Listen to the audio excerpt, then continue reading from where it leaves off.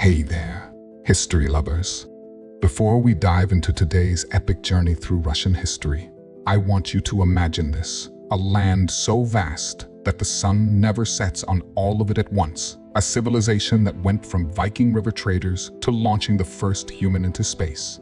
And a story filled with more plot twists than your favorite Netflix series. Today, we're going to trace the incredible, often brutal, and absolutely fascinating story of Russia from its very beginning with a mysterious Scandinavian warrior to the earth-shattering revolution that changed the world forever. And trust me, by the end of this video, you'll understand why Russian history is one of the most gripping sagas humanity has ever witnessed. So grab your favorite drink, get comfortable, and let's jump into the origins of one of the most powerful nations on Earth. Our story begins not with Russians, but with Vikings. Yes, you heard that right. The foundation of what would become Russia was laid by Scandinavian warriors and traders known as the Varangians. These Norse adventurers traveled down the great rivers of Eastern Europe, seeking fortune, trade routes, and adventure. The Slavic tribes inhabiting these lands were fragmented, constantly fighting among themselves. And according to legend, they decided they needed outside help to bring order to their chaotic world. Enter Rurik, a Varangian chieftain who, around 862, was invited to rule over the northern town of Novgorod. Now, whether Rurik was actually invited or simply conquered his way in remains debated by historians. But what matters is that his arrival marked the beginning of a dynasty that would rule Russia for over 700 years. Rurik's successors, particularly Prince Oleg, expanded southward and captured the strategic city of Kiev in 882, establishing what historians call Kievan Rus. This wasn't Russia as we know it today, but rather a loose federation of principalities connected by trade routes, particularly the vital waterway linking the Baltic Sea to the Byzantine Empire.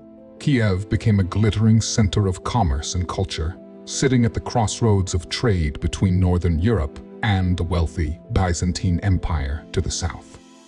The rulers of Kiev grew rich from this trade, dealing in furs, honey, wax, and unfortunately, slaves. One of the most pivotal moments in this early history came in 988 when Prince Vladimir, Rurik's descendant, made a decision that would shape Russian identity for centuries. He converted to Orthodox Christianity, specifically choosing the Byzantine version of the faith over Roman Catholicism or Islam. Legend has it that Vladimir sent envoys to investigate different religions, and when they visited Constantinople and witnessed the divine liturgy in the magnificent Hagia Sophia, they reported that they didn't know whether they were in heaven or on earth. Whether this story is true or embellished, Vladimir's choice was calculated. By adopting Byzantine orthodoxy, he aligned his realm with the sophisticated culture of Constantinople, gained a legitimate claim to authority through divine sanction, and married a Byzantine princess, boosting his prestige. This decision created a cultural and religious identity that separated Russia from Western Europe, a division that would echo through the centuries. Kievan Rus flourished for several centuries, producing remarkable art, architecture, and legal codes. Yaroslav the Wise, who ruled from 1019 to 1054, commissioned the stunning St. Sophia Cathedral in Kiev and established the first Russian law code. But like many medieval realms, Kievan Rus suffered from the practice of dividing territory among multiple heirs. By the 12th century, the once unified state had fractured into numerous competing principalities, each ruled by different branches of the Rurikid dynasty, all fighting each other for supremacy. Then came disaster. In 1237, an unstoppable force swept out of the east. The Mongols, led by Batu Khan, grandson of Genghis Khan, invaded with devastating efficiency. These warriors, masters of cavalry warfare and siege tactics, overwhelmed the divided Russian principalities one by one. Kiev, the glorious center of Russian civilization, was sacked in 1240, its churches burned, its people slaughtered or enslaved. The Mongol conquest was catastrophic, killing perhaps half the population in some areas. For the next 2.5 centuries, Russian lands existed under the Mongol yoke, paying tribute to the Golden Horde, the western division of the Mongol Empire. This period, often called the Appanage era, was dark but transformative. The Mongols didn't directly govern Russian territories, but instead extracted tribute through local Russian princes, playing them against each other and granting the title of Grand Prince to whoever served their interests best. This system was brutal, but it taught Russian rulers important lessons about centralized power, ruthless administration, and diplomatic cunning. Cut off from Western European developments like the Renaissance and weakened by Mongol domination, Russia developed along a different path from the rest of Europe. But from this darkness emerged a new power center. Moscow, initially an insignificant backwater, began its rise under clever and ruthless princes who collaborated with the Mongols while gradually accumulating power and territory. Ivan II, known as Moneybags, became the chief tax collector for the Mongols, enriching Moscow and gaining the support of the Orthodox Church, which moved its headquarters there. His successors continued this patient expansion, absorbing rival principalities through inheritance, purchase, and conquest. The breakthrough came with Ivan II, known as Ivan the Great, who ruled from 1462 to 1505. This calculating sovereign transformed Moscow from a tributary state into an independent power. Taking advantage of the Golden Horde's fragmentation, Ivan stopped paying tribute in 1480, effectively ending Mongol domination. He conquered Novgorod, Russia's wealthy northern trading republic, and doubled Moscow's territory. Perhaps most symbolically, after the fall of Constantinople to the Ottoman Turks in 1453, Ivan married Sophia Paleolog, niece of the last Byzantine emperor, and adopted Byzantine court ceremonial and the double-headed eagle as his emblem. Moscow now claimed to be the third Rome, the inheritor of the Christian imperial tradition after Rome and Constantinople had fallen. This wasn't just political theater, but the foundation of an ideology that would drive Russian expansion for centuries. Ivan the Great's grandson, Ivan IV, would take this emerging state to new heights and new depths. Ivan the Terrible, as he became known, was crowned in 1547 as the first Tsar of all Russia, deliberately using the Russian form of Caesar to emphasize his imperial ambition. The early part of his reign showed promise. He reformed the military, created a new law code, conquered the Tatar Khanats of Kazan and Astrakhan, opening the way for Russian expansion into Siberia, and established trade relations with England. But Ivan's reign took a horrifying turn. Whether due to mental illness, the trauma of his wife's death, or the paranoid pressures of absolute power, Ivan became increasingly tyrannical. In 1565, he established the Oprichnina, essentially a state within a state, governed by his black-robed enforcers who terrorized the nobility and anyone suspected of disloyalty. Thousands were executed, entire towns destroyed. In a fit of rage, Ivan even killed his own son and heir with a staff blow to the head, an act that haunted him until his death and left Russia without a capable successor. Ivan's death in 1584 plunged Russia into chaos. His surviving son, Fyodor, was mentally incompetent, and the real power lay with his brother-in-law, Boris Godunov. When Fyodor died without heirs in 1598, the 7th-century-old Rurikid dynasty ended. Boris Godunov became Tsar, but his legitimacy was questioned, and when crop failures led to famine that killed perhaps a third of Russia's population, his authority collapsed.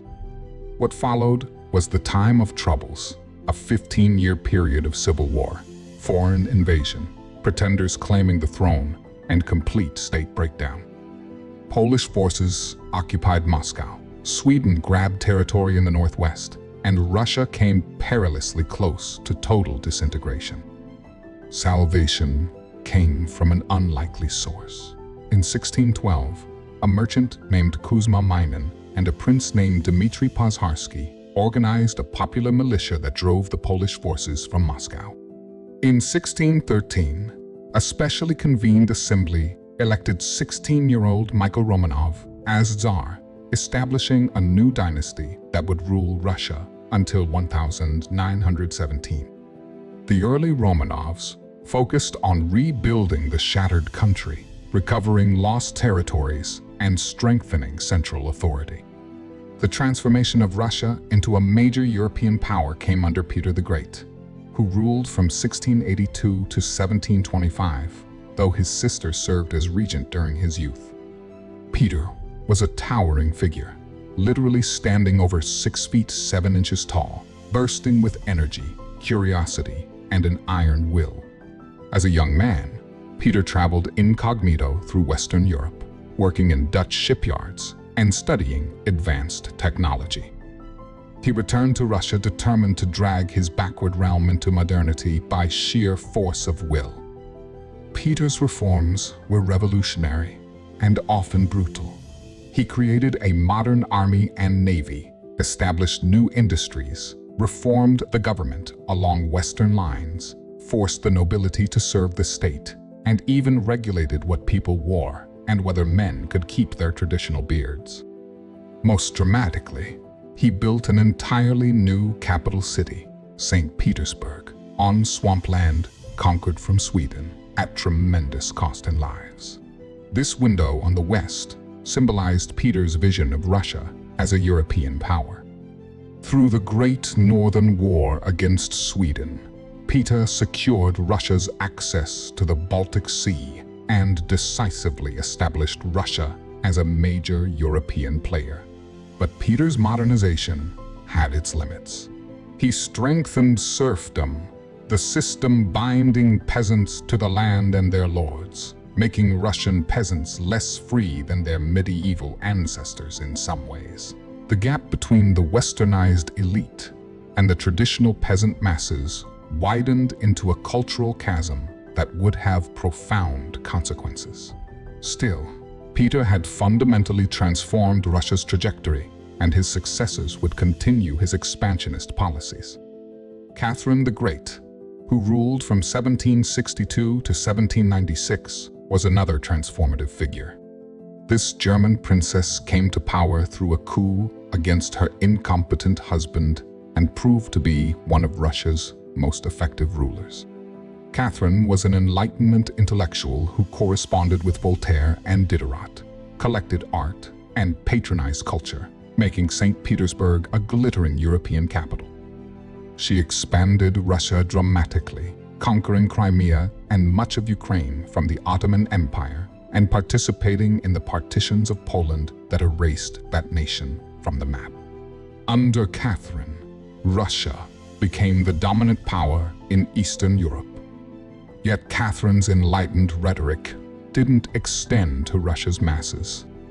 When Yemelyan Pugachev led a massive peasant rebellion in 1773, claiming to be Catherine's murdered husband and promising freedom to the serfs, the revolt terrified the nobility.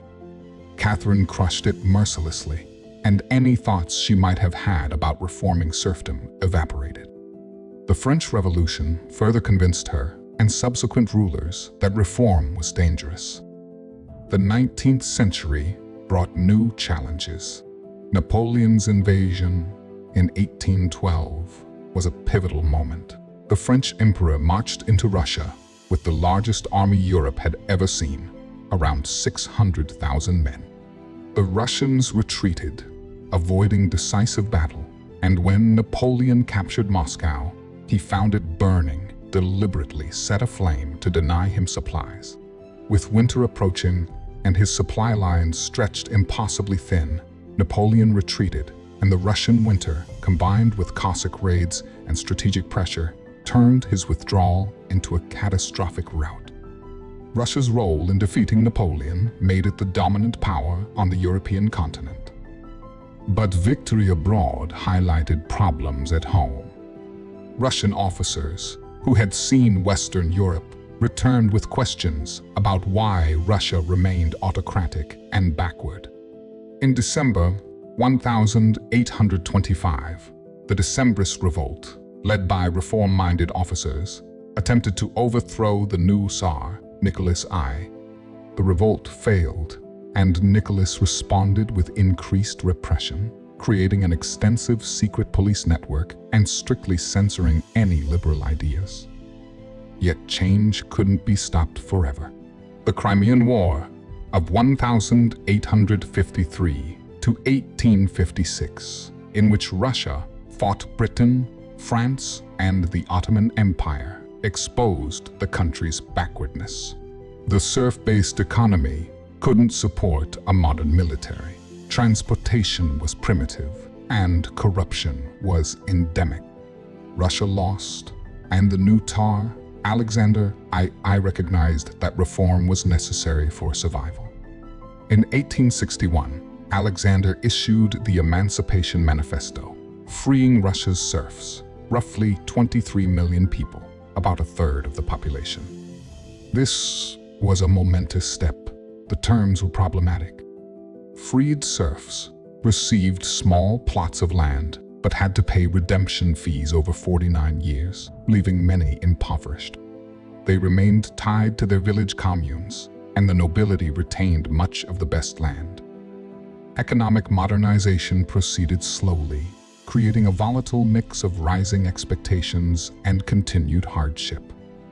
Alexander's other reforms created courts with jury trials, relaxed censorship, established local self-government through zemstvos, and modernized the military. But rather than satisfying demands for change, these reforms whetted appetites for more.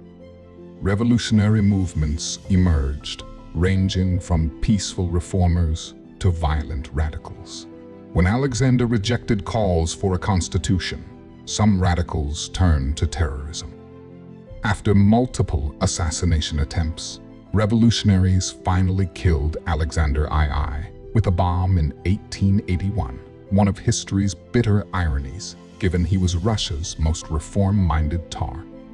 His son, Alexander I reversed course, implementing harsh repression, strengthening the secret police, promoting Russian nationalism, and persecuting minorities, particularly Jews, leading to massive emigration.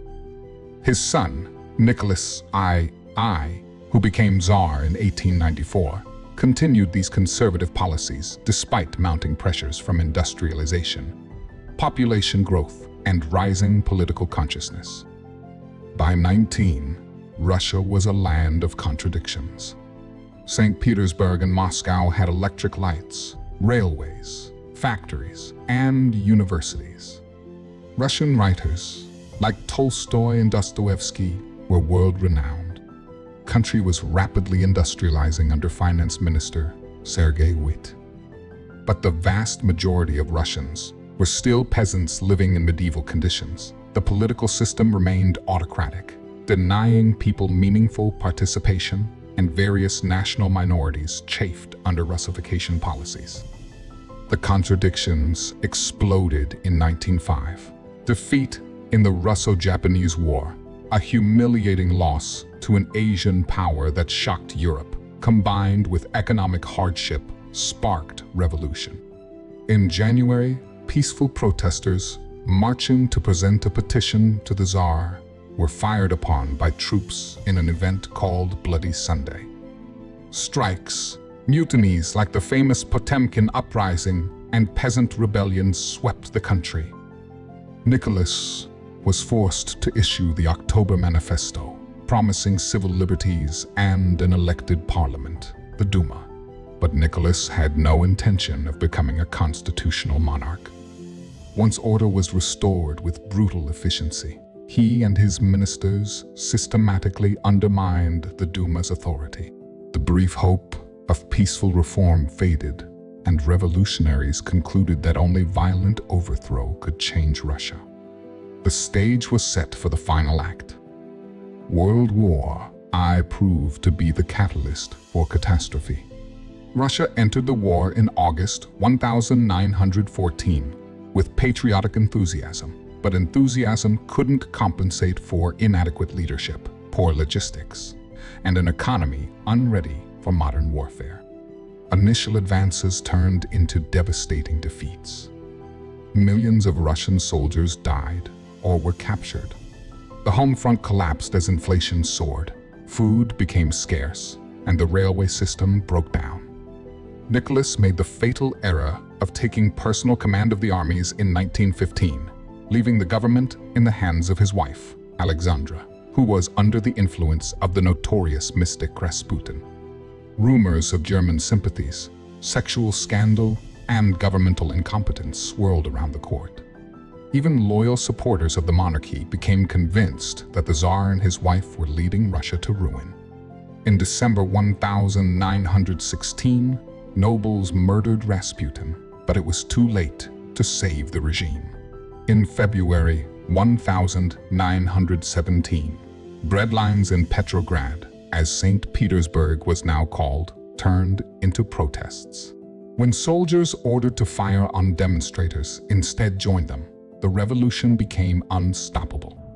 Within days, Nicholas abdicated, ending 3 centuries of Romanov rule. A provisional government formed, led by liberal politicians from the Duma, promising elections and reform. But they made a critical mistake by continuing the deeply unpopular war. Meanwhile, workers, soldiers, and peasants formed Soviets, councils that became alternative centers of power. The most radical revolutionaries, the Bolsheviks, led by Vladimir Lenin, promised peace, land, and bread, and denounced the provisional government. Throughout 1917, Russia existed in a state of dual power, with authority contested between the government and the Soviets, while the country spiraled into chaos. In October, Lenin judged the moment was right. The Bolsheviks, though a minority in the country, had gained majorities in key urban Soviets, particularly in Petrograd and Moscow. On the night of October 25, Bolshevik forces seized government buildings in Petrograd. The provisional government fell almost without resistance. Lenin announced that power had passed to the Soviets, though in reality it went to the Bolshevik Party. Russia had experienced the most consequential revolution in modern history, one that would reshape the 20th century. And there you have it, over 1,000 years of Russian history, from Rurik's arrival in Novgorod to Lenin's seizure of power in Petrograd. We've journeyed through Viking traders establishing trade routes, the glory of Kiev, the Mongol catastrophe, Moscow's patient rise, the transformative reigns of Peter and Catherine, the long twilight of the 19th century, and finally the revolutionary explosion that ended the old world. Russian history is a story of vast spaces and powerful rulers, of a society perpetually caught between East and West, tradition and modernity, autocracy and freedom. The consequences of the revolution we ended with would extend far beyond Russia, dividing the world for most of the 20th century and shaping the global order we live in today. If you enjoyed this deep dive into Russian history, please give this video a thumbs up and subscribe to the channel for more epic historical journeys. Drop a comment below telling me what period of Russian history fascinated you most, or what other historical topics you'd like me to cover next. Should we explore the Soviet era, dive into Chinese imperial history, or maybe journey through the rise and fall of ancient civilizations? You tell me, and I'll make it happen. Thanks so much for watching, and I'll see you in the next video where we'll explore another incredible chapter of human history. Until then, stay curious.